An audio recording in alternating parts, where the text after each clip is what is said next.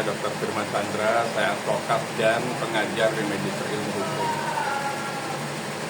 Sekali lagi definisi donasi itu sebenarnya adalah sumbangan sukarela tanpa ada ikatan dan paksaan. Sebenarnya itu kuncinya.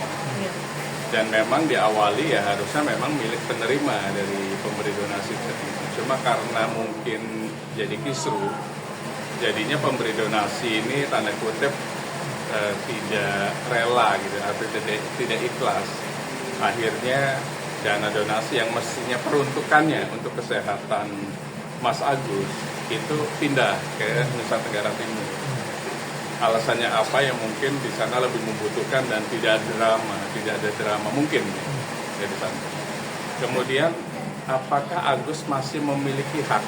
Sebenarnya kuncinya satu, Mas Agus dengan Mbak Novi ketemu dan ngobrol. Sebenarnya itu kuncinya. Dari sana nggak mungkin lah gitu loh. Mbak Novi pasti paham, terlepas Mbak Novi keluar dari yayasan atau tidak. Intinya adalah sebenarnya yayasan itu paham bahwa mereka menggalang donasi di tanggal berapa sampai tanggal berapa, bulan berapa sampai bulan berapa, peruntukannya untuk apa? Bisa jadi nanti peruntukan berikutnya adalah untuk gempa bumi di Bogor misalnya, bisa aja, atau mungkin peruntukannya untuk bagi jurnalis yang membutuhkan karena mau menikah misalnya gitu ya. Itu boleh yayasan tersebut gitu. Jadi peruntukannya itu sesuai misalnya. Kenapa tidak terjadi peruntukannya? Karena memang mungkin ada kisru tadi gitu. Kemudian apakah Agus masih memiliki hak? Sebenarnya masih. Makanya tadi kuncinya satu, diskusi dengan Mbak Novi. Bang, kalau Mbak Novi sendiri katanya dia mengundurkan diri dari yayasan. Sebenarnya kan yang kita tahu yayasan itu milik dia, Bang. Itu seperti apa tuh?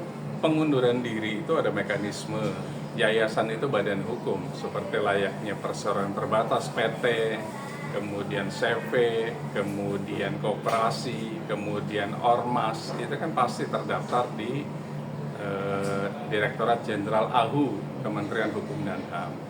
Kemudian salah satunya mengundurkan diri atau menjual saham kalau PT, itu kan ada namanya risalah rapat. Ya.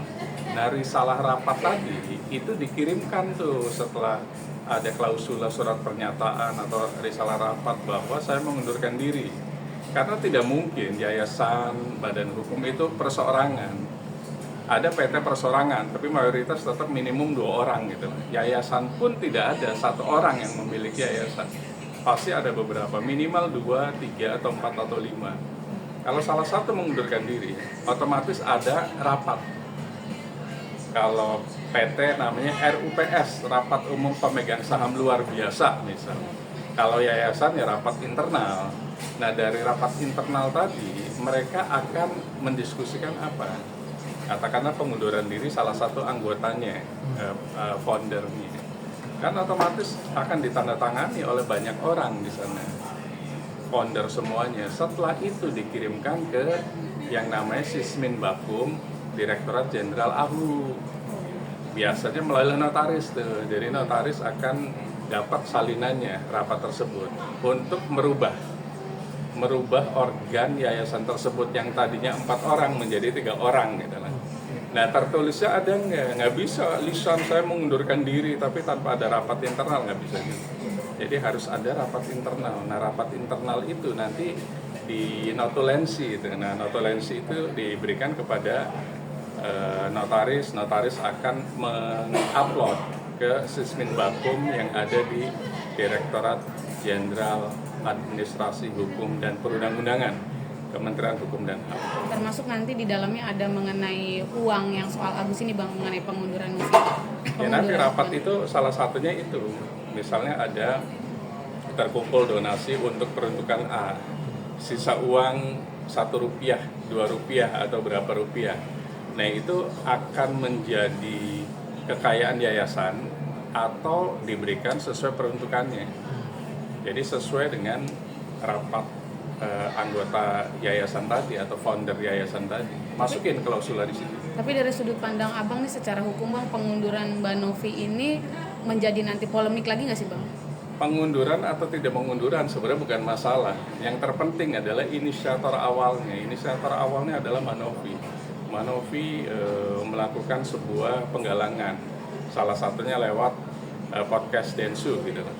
Nah dari sana sebenarnya kuncinya satu, bertemunya Agus dengan Manovi tanpa perlu mengundurkan diri pun sebenarnya kuncinya di sana gitu.